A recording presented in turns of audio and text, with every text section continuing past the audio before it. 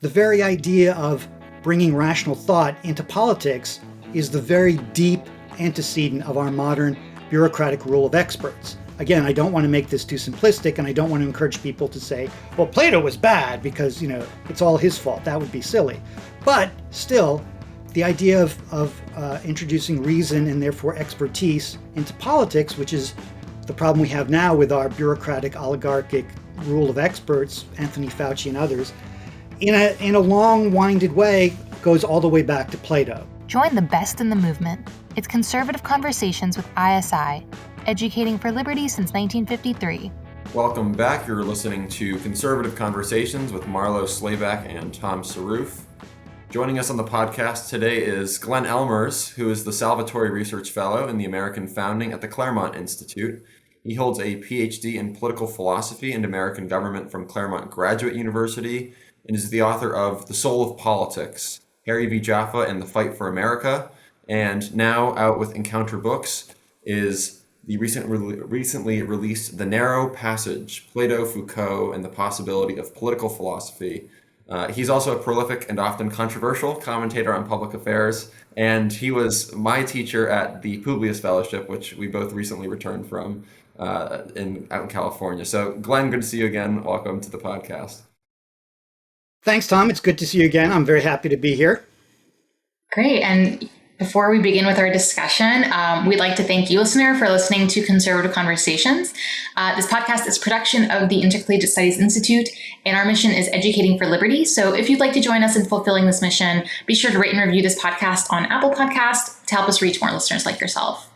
So you start the new book with the image of the Tower of Babel. How does that image, if you could start us off by kind of giving us the landscape we're working with here, how does that image reflect contemporary America or even Western civilization as a whole? Sure. I use that because it's the image of the Tower of Babel comes out of an article written by Jonathan Haidt, who's a pretty well-known mainstream sociologist. And I quote him to show that it's not just me who sees these things. All across the political spectrum, people, I think, are noticing what I call a regime crisis, or you could call, a crisis in our politics, a very deep division. And it's so deep, in a way, it's not as, it's quite different from the Civil War of the 19th century. But in certain ways, I and others at Claremont have said this, it's deeper in the sense, Lincoln said, we both sides pray to the same God and read from the same Bible. And that's no longer true. Today, the divisions between what you could call red or blue America, between left and right, between the deplorables and the woke, are so deep, so metaphysical, so theological, that we no longer even speak the same language, the same moral or political language. And so in that sense, the Tower of Babel is a very good image, right? We all remember the story from the Bible when out of hubris, people tried to build a tower up to heaven, and God broke the tower and divided people into many different languages, and they couldn't communicate with each other anymore. And that's, in a way, what we have. Red and blue can hardly even speak to each other anymore because we just see reality in different ways. Another analogy that you draw from in the book is Weimar Germany. So this division is not in America. Maybe it's new. Or maybe it's not new, but it's this is not the first time this has happened in world history or in human history. And so drawing from Strauss and sort of what he was analyzing with the Weimar Republic, this sort of decadent republic has causes or produces disillusionment amongst the youth, who then turn to fascism.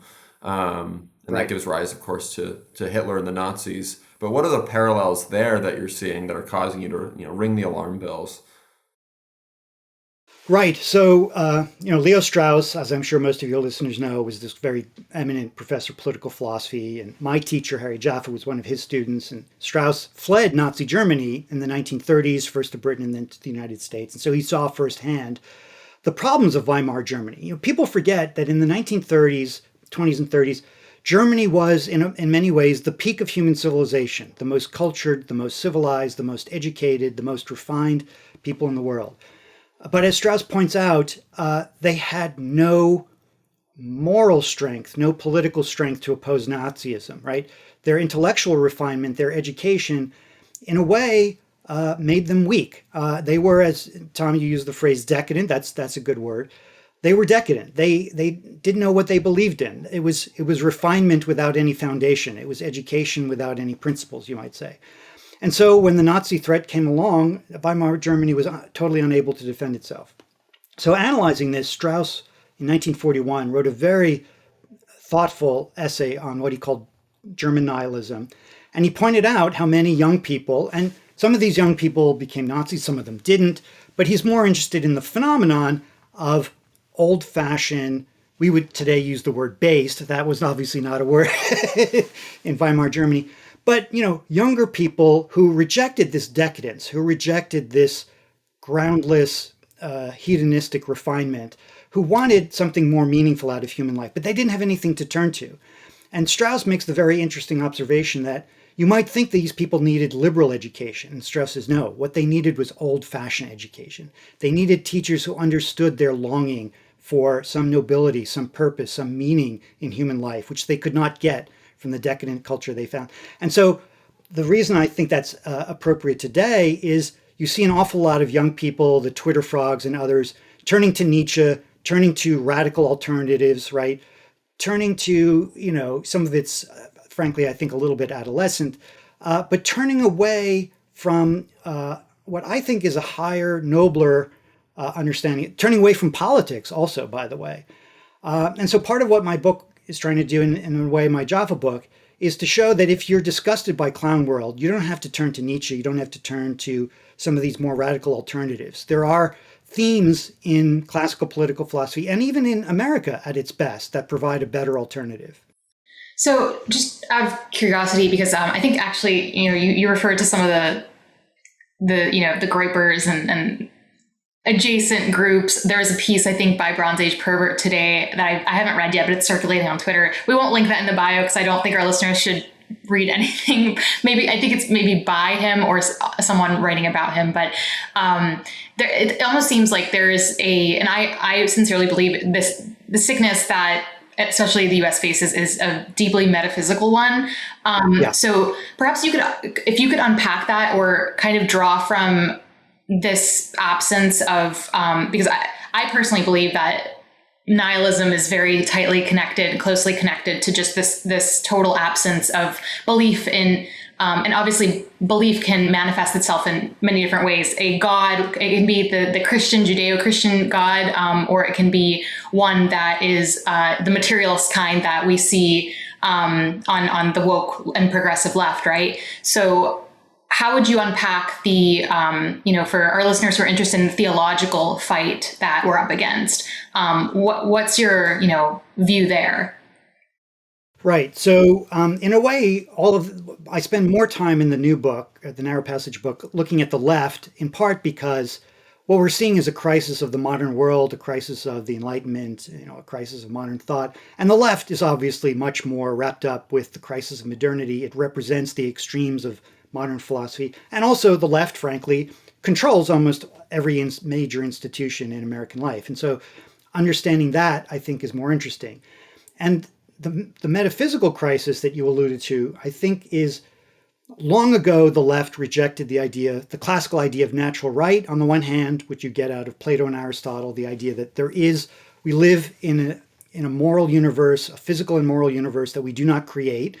And this provides both guidance and limits to human life, right? We can't just make the truth, and we can't just make ourselves into anything we want to be.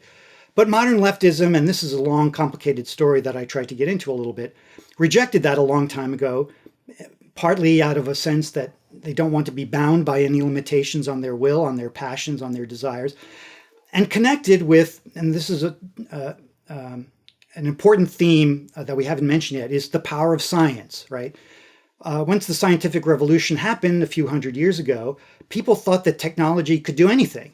And science has indeed progressed at an amazing rate, and we now have the ability to manipulate nature in all sorts of ways. And it's gotten to the point now where we think that we can make nature into anything we want without any kind of moral or political or even metaphysical restraints, to the point of turning boys into girls or girls into boys, right? That's a very different way of looking at the world. And that's, metaphysically different from the way those of us on the right view the world. We still think that there is such a thing as justice or morality grounded in nature, that we can't just simply make conform to our will. We think there is a God who puts limits on human will. We don't think that we can just turn the world into anything we want and change boys into girls. And so this metaphysical divide goes down to the deepest level of how you understand reality, as well as God and morality and our place in the world. I want to turn and ask about your treatment of Plato in the book, because it's the narrow passage Plato, Foucault, and the possibility of political philosophy. We'll put Plato and Foucault in conversation, but starting, since you were talking in a little earlier about how classical political philosophy could be an antidote, or addresses the longing of what the young disillusioned people in Weimar Germany were facing, and that's an antidote, or they actually have something to say. There's a very fascinating tension within ancient politics, and we talked a lot about this at Publius, and you talk about it in the book. Is this philosopher in the city problem? But what I found so interesting, and that I didn't even think about this as a fundamental problem, is that our desire to have the wisest rule, which is sort of a natural desire, and that reflects part of the idea of the American regime, but also a lot of classical regimes is that, well, obviously the wisest should rule. But that can lead to a philosophical tyranny. So could you describe that problem for our listeners? Because I thought it was a really great insight. Sure. Sure. So just as to sort of segue into that, Strauss thought that the crisis of the West, the moral political crisis that not just the United States, but I think all of Western civilization is undergoing, has to be traced all the way back to the Greeks. And it all starts with Plato and Socrates. And there's both a great promise, an opening of great possibility, but also a great danger. So the tension you're referring to between the philosopher and the city is every city, which is just another way of saying political community, nation, regime, is always a mixture of natural right, of what's objectively true, with different conventional things. We each have our own different ways of punishing crime and speed limits and currency and all that. There's all these conventional things that are not universally true by nature. But we also are not merely logical creatures. We're not Vulcans, right? And so people need traditions, they need customs, they need an admixture of things beyond just, you can't have a regime that's just purely based in logic. The philosopher, however, always goes beyond those conventions. He wants to know what's universally true and universally right. And this can be destabilizing for any political regime, right? The absolutely unrelenting, skeptical challenging of every deeply held belief is what philosophy does. But that can be dangerous and corrosive, and it's what ended up getting Socrates killed. The problem is you can't simply abandon philosophy. You can't ever abandon the pursuit of truth, partly because human beings are built this way. Aristotle says human beings are both political and we're the beings who want to know.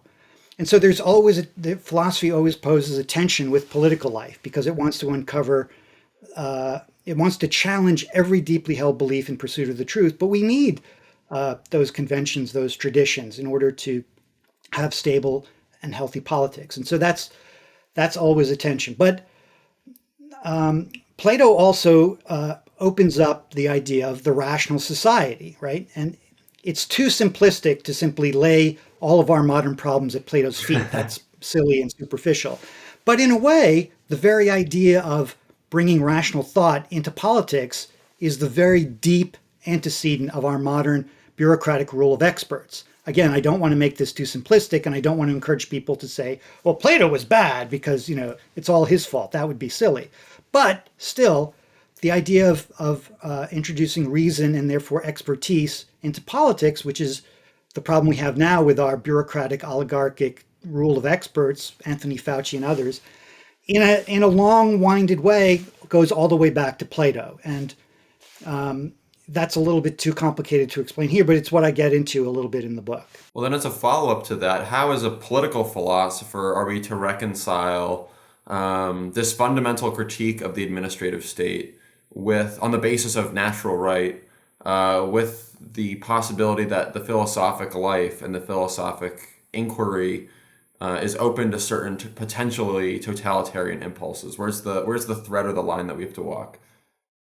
Well, one very important thing to keep in mind is for Plato, as well as Aristotle, and really all the classical philosophers in the Socratic tradition up until about the 16th century, always separated philosophy from politics, right? And they always had a very modest view of what philosophy could do, right? Philosophy was a way of life. It was skeptical. It was inquiring.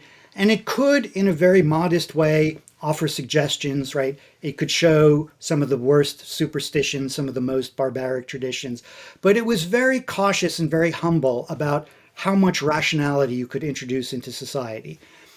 Again, going back to modern science and modern technology, when we developed a whole sort of mechanistic way of thinking, and when we developed a lot of new technological innovations,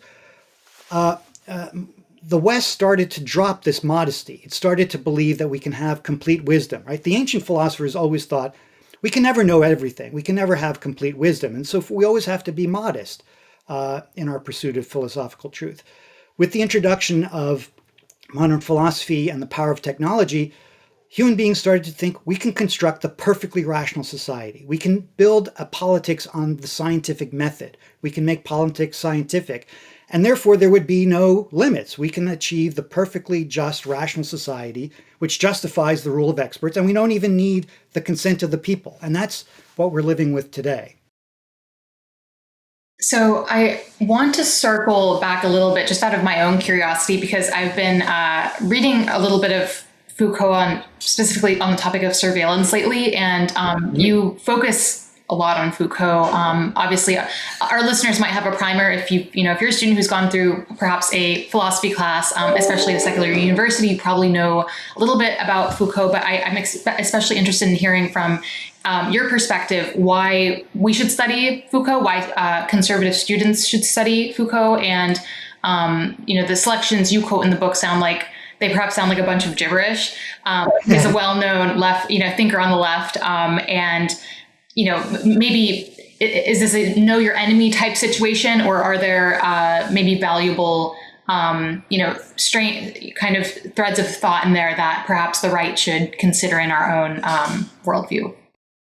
Yeah, so both. Partly it is know your enemy. So in a way, the way I describe Foucault is he and the other postmodernists or structuralists or French deconstructionist thinkers from that era, the 70s and 80s, 1970s and 80s, they in a way are showing what does social science look like in a Nietzschean world. My view is that Nietzsche showed in a way, he didn't impose this, he really showed it in a way that modern philosophy had come to a dead end. We no longer believe in anything, right? We no longer believe in nature. Nietzsche famously said, God is dead, by which he simply meant most modern educated people no longer believe in God. And he exposed what happens when we give up the idea of an objective ground of justice, when we give up the idea that nature is a guide to human life, when we give up the idea that human will is bounded by the moral universe in which we live. When you reject all of that and you embrace atheism and nihilism, Nietzsche showed that it's terrifying in a way, this groundlessness. But most modern intellectual people don't see any alternative. And what the deconstructionists and the other French thinkers, Foucault and Derrida and others, are trying to show, well, we still have a functioning society, we still have politics, but what does it look like when you give up all the ancient categories? And so they're trying to construct a formal social science in a Nietzschean world, in a postmodern world, in a nihilist, atheistic world. And one reason it sounds so much like gibberish is they're reinventing all the categories that, because they no longer can accept the categories that everyone from Aristotle to James Madison had used traditionally, they're trying to reconstruct social science in a post-Nietzschean world. And so it has this very artificial flavor. So there are things to learn. Especially, it shows you a lot about the way our ruling class thinks, right? To the degree that the ruling class is atheist and nihilist, to the degree that they do believe there's no objective ground of morality, they're living in a way, they're imposing Nietzsche's will to power. And Foucault shows, in a way, the way those structures, the way those mechanisms play themselves out. One of his famous themes is the power narrative, right? In a Nietzschean postmodern world, truth is simply a function of political power, right? Who's ever in charge, I decide what the truth is. I mean, Anthony Fauci came very close to saying this. I represent science, right? If you ask, the leading intellectuals on the left, they don't think there's any objective ground for truth. Truth is whatever those in power decide it is. And so Foucault and others are very useful for understanding that way of thinking and also showing some of the consequences in terms of our institutions and our structures, which are oppressive and dehumanizing in a way. I'm a little older than you guys. In my generation, I remember when all that stuff was coming out in the 70s and 80s, and people on the right didn't take it seriously. But I think now there's a lot more reason to take it seriously because those leftist ideas are now in power. That's how our society is governed. And so Foucault helps us understand that. I've got a friend, he's applying to medical school, and all of these questions that he's being asked for supplemental essays are about certain various left narratives. How will you appeal to diversity, or how is your study or an appreciation of history led you to appreciate diverse civilization? As I don't think they say the word civilization because that would imply that you could be uncivilized right. But it is this sort of, now that they are in power and hold power in the medical profession, which I think when I was growing up and first getting involved in conservatism, the narrative was still, they'll never infiltrate the hard sciences. The hard sciences is where rubber meets the road. Reality slaps you back in the face. So it could never become woke, or it could never become, we didn't even have that term when I was 14. It could never become infiltrated by ideology, but that is not the case, unfortunately. And so with Foucault, with this reduction to dialogue, with this reduction of truth just to being a function of power, does he actually have a solution to that problem, or is that just the new, what do you do? Because that seems, or it is not true, objective. No, he doesn't have a solution. He doesn't have a solution. And in fact, he openly declares that he sort of despairs. He does sort of suggest that you can fight back, but the people who fight back are just the dispossessed and the powerless. And they're fighting back because they want power and they don't like being oppressed. But there's no objective right or wrong in any of it. Foucault clearly saw how oppressive and dehumanizing these postmodernist structures were, and he didn't like it. But he acknowledged openly he had no alternative other than saying, well, the oppressed people should fight back, but only because they don't like being oppressed.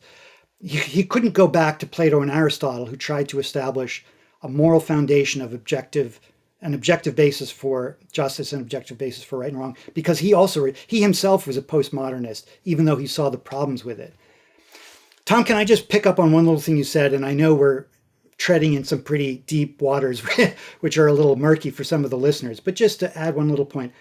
One of the, I think, points that we can exploit the left and where the left might be weak is because it's operating on a contradiction. And one reason it's so angry and confusing and it jumps around and it's always trying to find a new enemy. And so much of what it does doesn't make sense is it's being pulled into opposite directions. One is it still actually believes in the rational state. It still believes in science, right? Anthony Fauci. We need to defer to the CDC. We need to defer to the experts. You find this not just in the medical field, but even like the FBI. I reviewed a long new biography of J. Edgar Hoover, and the FBI positions itself as we're the experts, right? Criminology and the laboratories and all that. And so there's this whole attitude among the ruling oligarchy. You have to defer to us because we have degrees from Harvard. I went to the Foreign Service Academy, right? But on the other hand, they're also postmodernists. They reject reason. They say that mathematics is an imposition of white hegemony. Well, these things contradict each other, right? You can't believe in objective science and the rule of experts and then say, well, all truth is a function of discourse. And yet the left can't make up its mind, or in a way it wants both. And the conflict between these things is one thing that makes our current politics so crazy, and what makes wokeism so nuts in a way. On just a practical question, kind of hearing your perspective on that tension between these seemingly contradictory attitudes, how do you see off of the current or the most recent news about affirmative action in the university. So kind of pivoting towards what you see happening at the elite university level with this attitude towards technocracy and expertise as being, enabling a government to have this massive administrative state that makes these kind of steering an entire country based off of, something that someone like Fauci has, decided. But where do you see this tension playing out practically? How would this impact, a student today who perhaps is deciding to go to college over a different route that perhaps would actually be more lucrative? But, especially conservative students who may not fall under this attitude that you just described, that contradiction that you just described, but are still they're still hungry for a quality education. I know there's institutions out there that could serve that purpose, but is that elite? Do you see that elite kind of crumbling under its own weight, or are conservatives realistically ever should we ever actually concede that these are the left's, these are their academies and we can't build our own institutions? So kind of a word salad, but I'm trying to summarize a conversation that's always being had on the right. And you just described perfectly, I think, what at least the left is thinking about its own, the structure that it's setting up through the academy. Yeah, that's a complicated issue, and it's hard to know where it's going to go.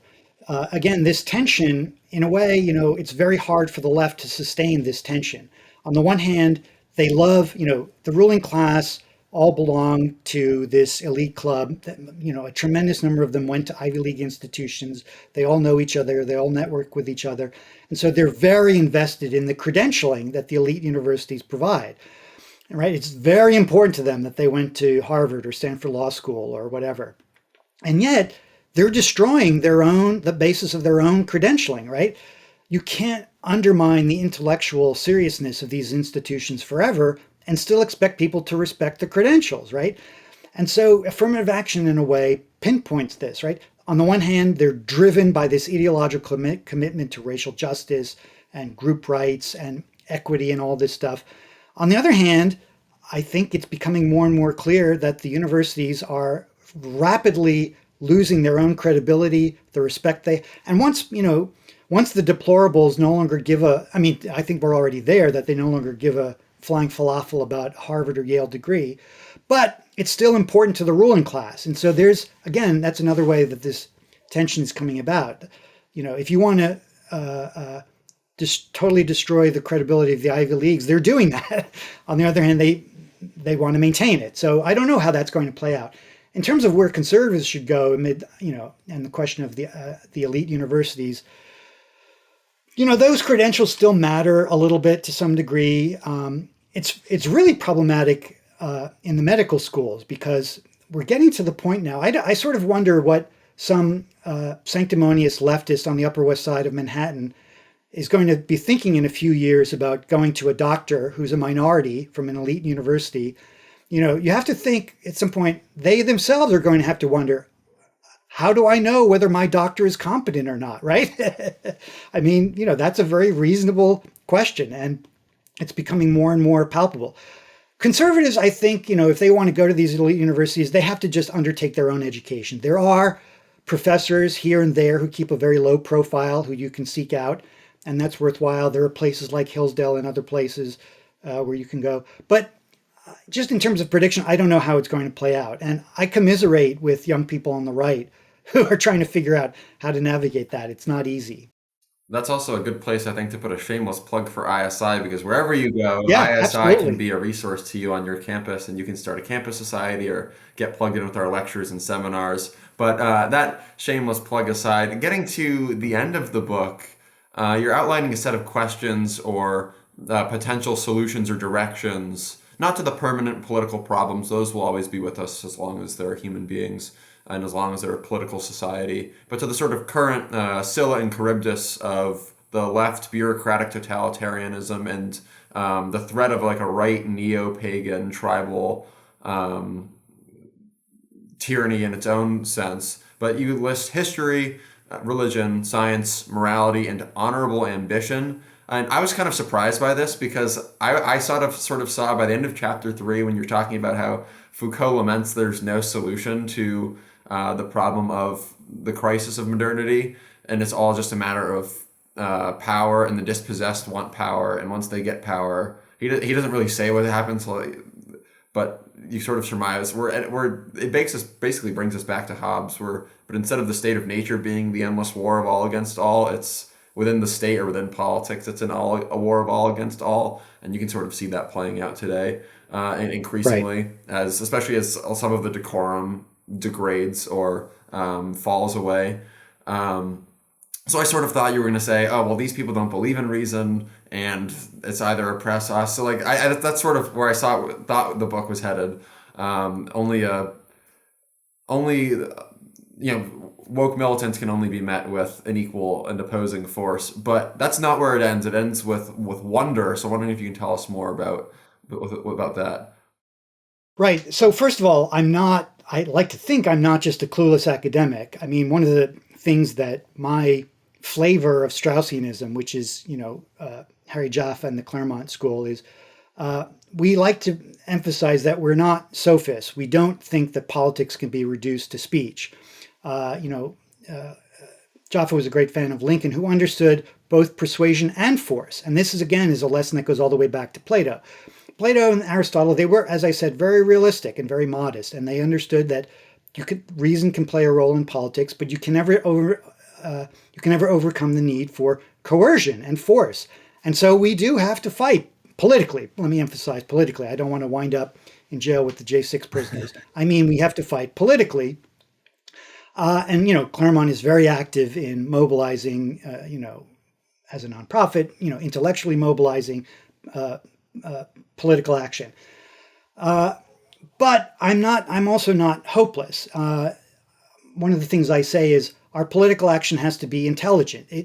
If the crisis simply reduces to tribal warfare without any conception of the human good, well, that's hardly worth doing, right? If we're just going to reduce ourselves to animals engaged in a race war with no higher purpose, that's, I don't really have much interest in that.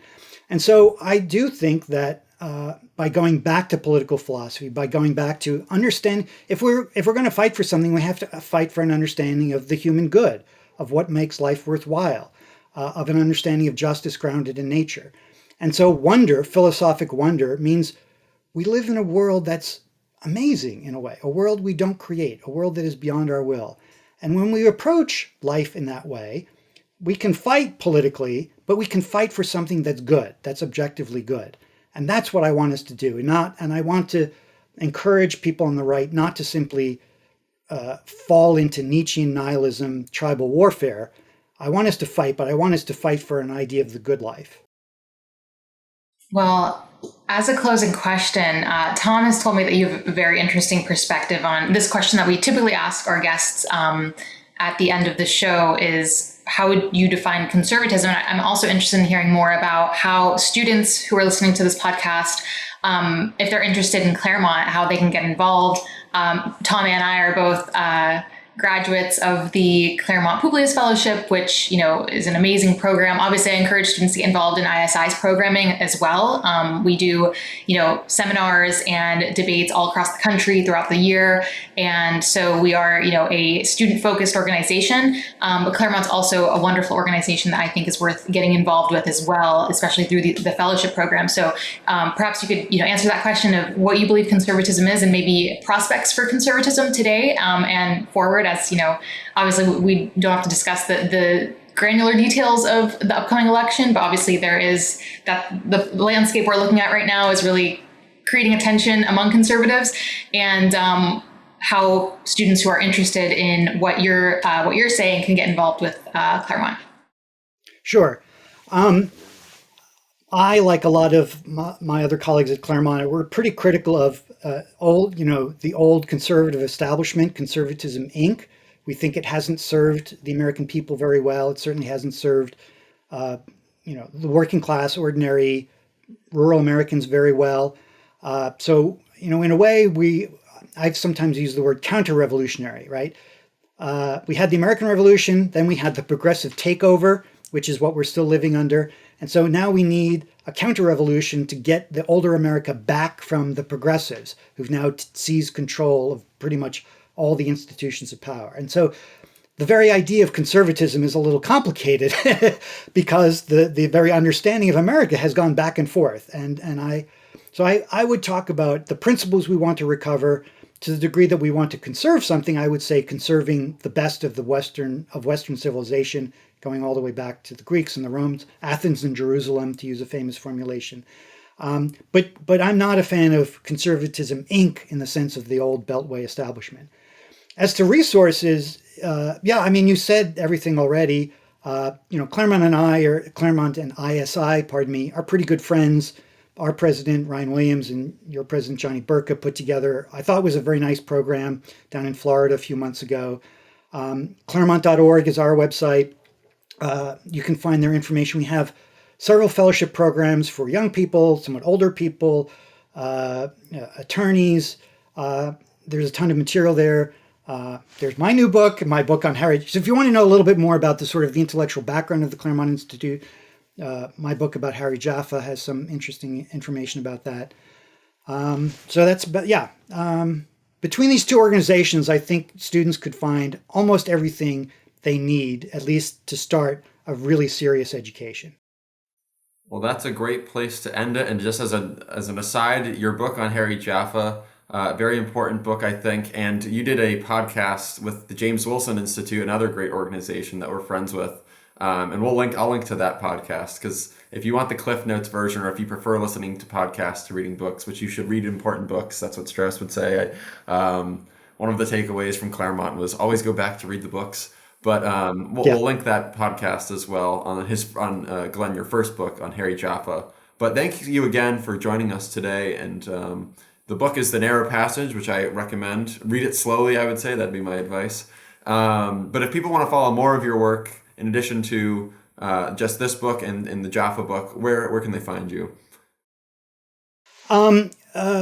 A lot on, there's links on the Claremont Institute. I used to do a lot of political journalism for the American Greatness website. I don't really write that much for them anymore, but in terms of political commentary, there's a lot there. I'm working on some new projects, and when those come out, you'll be able to find them through the Claremont Institute as well. So that's probably the best place, is claremont.org. Great. Thanks again, Glenn. And thank you to our listeners for listening to Conservative Conversations with ISI.